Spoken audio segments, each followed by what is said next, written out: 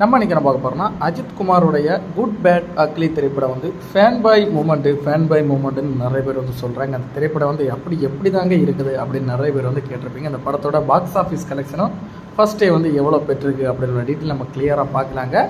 Good bad ugly திரைப்படம் வந்து அதிக எதிர்பார்ப்பில் வந்து ஃபேன் பாய், அதாவது அஜித் ரசிகராக இருந்த ஆதிக் ரவிச்சந்திரனோட இயக்கத்தில் அந்த திரைப்படம் வந்து உருவாயிருக்குதுங்க.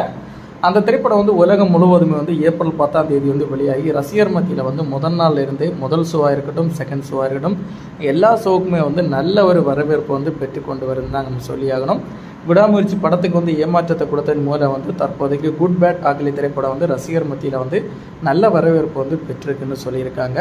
அப்படி என்னதாங்க கதைத்தலை நீங்கள் பார்த்தீங்கன்னா, அஜித் குமார் இதுவரைக்கும் நடிச்சிருந்த கதையை வந்து மையமாக வச்சு ஒரு ஃபேனாக இருக்கிறவங்க எப்படி அந்த திரைப்படத்தை வந்து வடிவமைக்கணும், அந்த ரீதியில் வந்து அந்த திரைப்படத்தை வந்து வடிவமைச்சிருக்கதாக வந்து சொல்லியிருக்காங்க. அப்படி என்னதாங்க கதைன்னு பார்த்தீங்கன்னா, ஃபுல் அண்ட் ஃபுல் வந்து பிளாஸ்ட்னு தாங்க சொல்லியிருக்காங்க. ஃபுல் அண்ட் ஃபுல் வந்து ஃபஸ்ட் ஆஃப் பார்த்தீங்கன்னா நீங்கள் வந்து ஒரு மீடியமான லெவலில் வந்து அந்த திரைப்படத்தை வந்து கொண்டு போயிருக்காங்க. செகண்ட் லெவலில் வந்து ஃபுல் அண்ட் ஃபுல் வந்து ஃபைட் அண்ட் ஆக்ஷன் லெவலில் வந்து அந்த திரைப்படத்தை வந்து எடுத்துருக்கு வந்து குறிப்பிடத்தக்கதுங்க.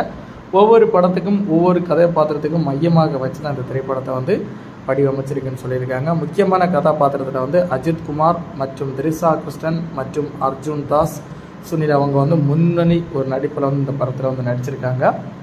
அது மட்டும் இல்லாமல் அவங்க கூட நீங்கள் பார்த்தீங்கன்னா ஜாக்கி சராப், டின்னி ஆனந்த், கார்த்திகேய தேவ், பிரியா பிரகாஷ் வாரியர், பிரபு, பிரசன்னா, ரகுராம், ரெடின் கிங்ஸ்லி, சைன் டாம் சாக்கோ இவங்கெல்லாம் வந்து ஒரு சின்னதாங்க வந்து அவங்களுக்கு சைடு ஆக்டராக வந்து நடிச்சிருக்காங்க. பிரசன்னாவுமே வந்து இந்த திரைப்படத்தில் வந்து வடிவமைக்கிறதுக்கு காரணம் பார்த்தீங்கன்னா அவருமே வந்து ஒரு அஜித் ரசிகர் தாங்க நம்ம சொல்லியாகணும்.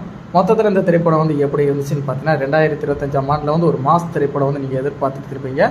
முன்னதாக வந்து மதகஜராஜா திரைப்படம், டிராகன் திரைப்படம், குடும்பஸ்தன் திரைப்படம் வந்து வெற்றி வரிசையில் வந்து இந்த தற்போதைக்கு குட் பேட் அக்லி திரைப்படம் வந்து அஜித்தோட திரைப்படம் ஒரு வெற்றி திரைப்படமாக இருந்தாலுமே வந்து அந்த 3 திரைப்படமும் வந்து ஒரு மீடியமான லெவலில் வந்து பிளாஸ்ட் இல்லாமல் இருந்துச்சு. இந்த திரைப்படம் வந்து ஒரு பெரிய லெவலுக்கு வந்து ஒரு வரவேற்பை கொடுத்துருக்குந்தாங்க நம்ம சொல்லியாகணும். கிட்டத்தட்ட 2 மணி நேரம் 19 நிமிடம் அந்த திரைப்படத்தோட டூரேஷன் கொடுத்துருக்காங்க. ஜிவி பிரகாஷ் தான் இந்த திரைப்படத்தோடைய முதுகெலும்பே சொல்லியாகணுங்க. ஒரு பக்கம் வந்து 200 முதல் 250 கோடி பட்ஜெட்டில் உருவாக்கப்பட்ட இந்த திரைப்படம் வந்து முதல் நாள் கலெக்ஷன் பார்த்தீங்கன்னா நெட் ஒர்த் ஃபுல்லாக வந்து கலெக்ட் பண்ணி பார்க்கும்போது 55 கோடி ரூபாய் வந்து முதல் நாள் வந்து இந்த படத்தோடைய வசூல் சாதனை வந்து புரிஞ்சிருக்குன்னு சொல்லி படக்குழு வந்து அறிவிச்சிருக்காங்க.